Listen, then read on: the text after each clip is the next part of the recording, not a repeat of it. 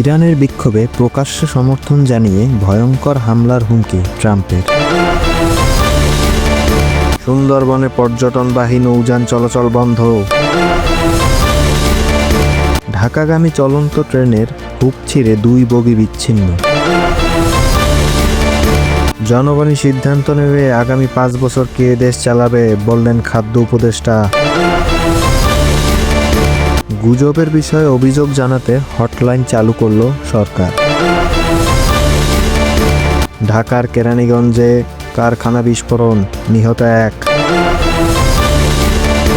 Supreme court নিয়ে অসত্য সংবাদ প্রকাশ করলে আদালত অবমাননার দায় নিতে হবে, জানালো সুপ্রিম কোর্ট প্রশাসন। কক্সবাজারে অস্ত্র তৈরির কারখানার সন্ধান। জনগণ বিশ্বাস করে আগামী দিনে রাষ্ট্র ক্ষমতায় আসবে তারেক রহমান, বললেন শামসুজ্জামান দুদু। 14 জানুয়ারি থেকে কর্মবিরতিতে যাচ্ছে হোটেল রেস্তোরাঁ কর্মীরা।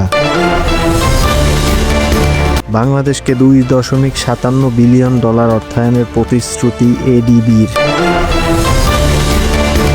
মাইলস্টোন স্কুল কলেজে নিহত আহত পরিবার পাচ্ছে 10 কোটি টাকার সরকারি অনুদান। ভেনেজুয়েলার পরিস্থিতি নিয়ে বাংলাদেশ সরকারের বিবৃতি।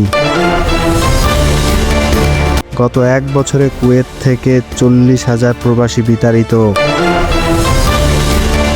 তারেক রহমানের হাতে উন্নয়নের দায়িত্ব তুলে দিয়ে গেছেন খালেদা জিয়া, বললেন আমির খসরু মাহমুদ চৌধুরী।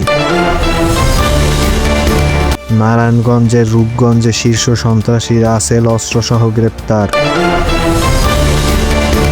জামালপুরে আওয়ামী লীগ নেতাকে গ্রেপ্তার করেছে পুলিশ।